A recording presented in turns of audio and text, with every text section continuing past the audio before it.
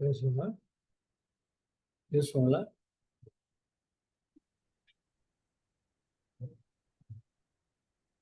தொடங்கலாமாம்மா? தொடங்க சொல்ல.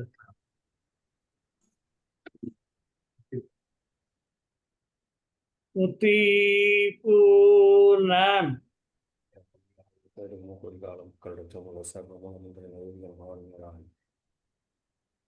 திருவண்ணாமலை காணொலி நிகழ்நிலை சபையினருக்கும் சாலை சதீஷ், சாலை சிவகுமார், அன்பு பிறவியர் சாலை ஆனந்த முதலியார் ஆகியோர்களுக்கும் என் மனம் கடைந்த நமஸ்காரங்கள்.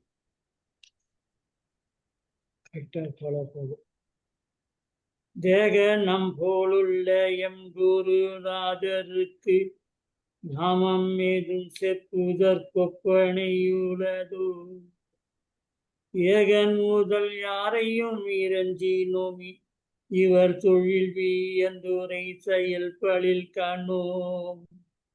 ஆகம புராண கலை வேதமோதும் நாமம் எல்லாம் அன்னவர்க்கே தகுமாவதா சோகமரவி கைலாசத்தை இங்கே பார்க்க எங்களை செய்த குரு தேவர் ஈசன்னே. திருமெஞ்ஞான குரல் 6ஆம் வாக்கியத்தில் ஆண்டவர்கள், நமது தூளதேகத்தை ஒரு தேசம் என்று வைத்துக் கொள்ளுங்கள், நமக்குள் இன்னொரு தேசமாக இன்னொரு நாடு ஒன்று உள்ளது, அதாவது இது மற்றொரு உபநாடு, அதாவது அதுதான் உபதேச நாடாக உள்ளது என்று அருளியுள்ளார். இப்படி இன்னொரு தேசமாக ஒரு ஜீவ தேகம் என்பது நமக்குள் ஒன்று உள்ளது என்று நம்மை அறிய செய்வதற்காகத்தான் காணுது அந்தா தோணுது உந்தன் உடம்பு அதனுள்ளே கதியுடம்பு ஒன்று உண்ட கண்டாய் கண்ணே மைந்தா அது யுகங்கோடி காலமெல்லாம் இருந்து வந்த உன்னிருப்பு மணியுமாகும் குணமில்லா பிரம்ம லயமும் ஆகும் உனது மகள் இருந்த மனையும் ஆகும் என்று அமுத மெய்வழி அமுதகலஞான போதம் 2ஆம் காண்டத்தில் பாடுகிறார்கள். இப்படி இந்த ஜீவன நாட்களை பற்றி விவரிப்பது மட்டுமல்லாமல் நமக்குள் உள்ள இந்த ஜீவ தேகத்திலும் இன்னும் 3 தேகங்கள் உள்ளது என்று கூறி அது சூக்கும காரண மகா காரணமாகும் என்றும் கூறுகிறார்.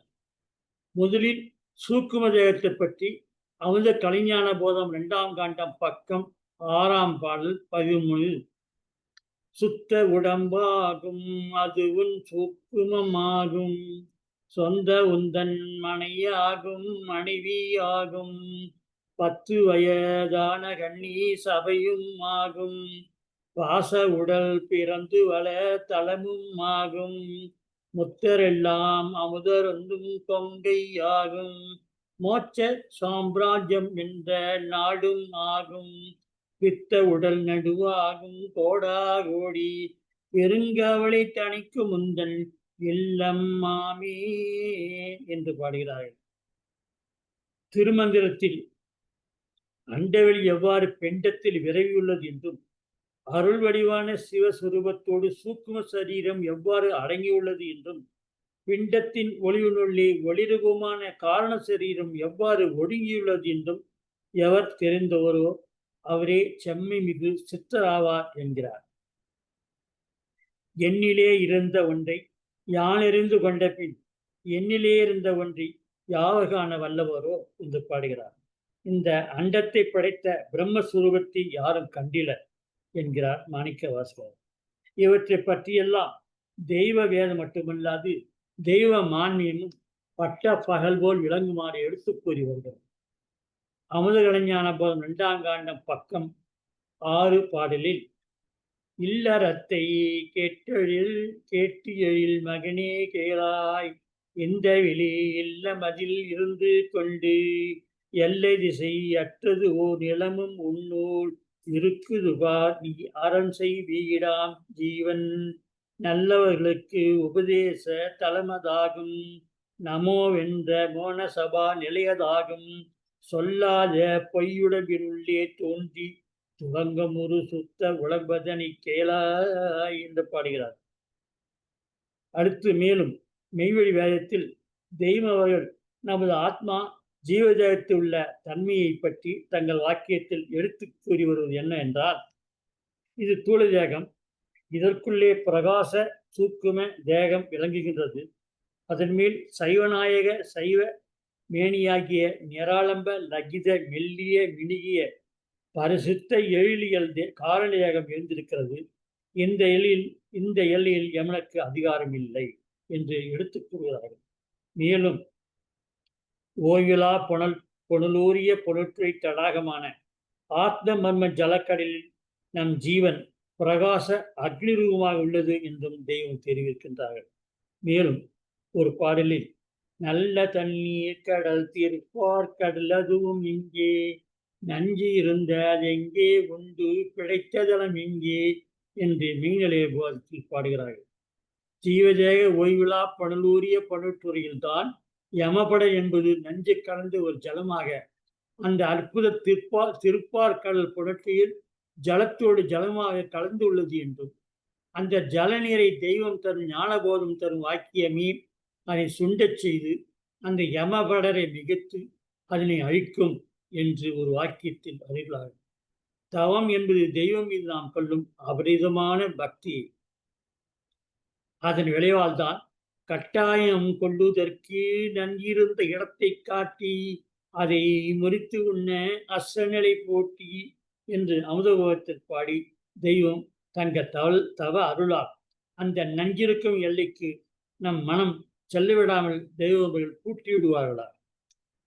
யமபடரை விரட்டி ஓட்டுகின்ற மந்திரவால் எம் அருள் வருஷிப்பு என்று நினை என்று அருளுகின்றார்கள்.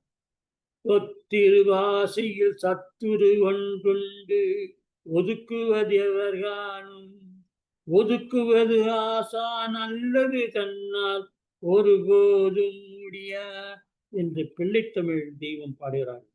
நமது ஆன்மா ஜலத்தெனில் அக்னி உருவாய் இருந்ததடா, ஜலந்தனில் அக்னி மூழ்கி போகும் முன்னே, ஜலம் சுண்டி தவம் எடுத்தல் எளிதோ மீந்தா, இதற்கு ஒரு உபாயம் என்ற இடத்தில் உண்டு, உண்டு சொல்வேன் உடைக்கிறேன் பார் என்று அந்த ரகசியத்தையும் நம் வேதத்தில் எடுத்து பாடுகிறார்கள்.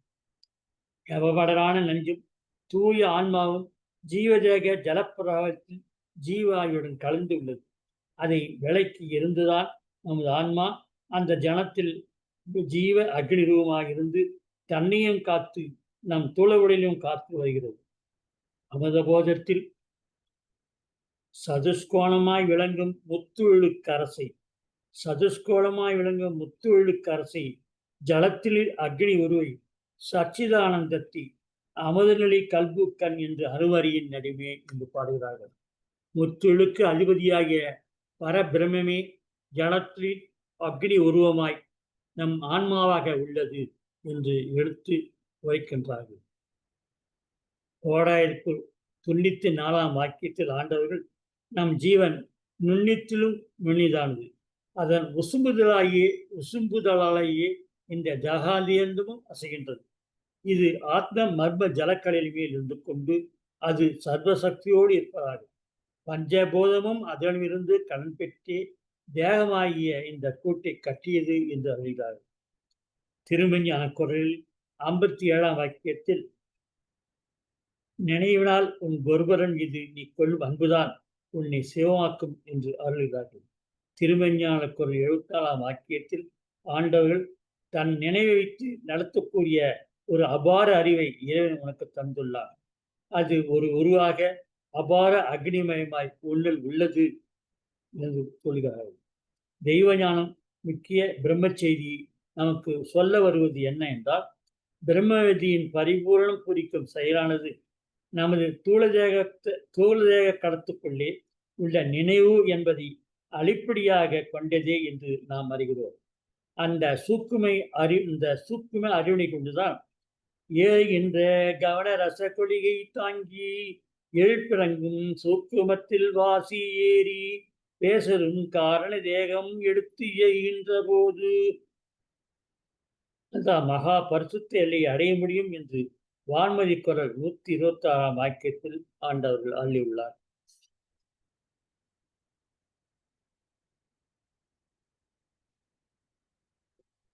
ஆண்டவர் கோடாயுதற்கு ஒரு வாக்கியத்தில், உன் நினைவிற்குள் இன்னொரு நினைவு உள்ளது, அதனை தொட்டால் நீ பெரும் ஆனந்தத்துக்கு இணை இந்த உலகத்தில் வேறு எதுவும் இல்லை.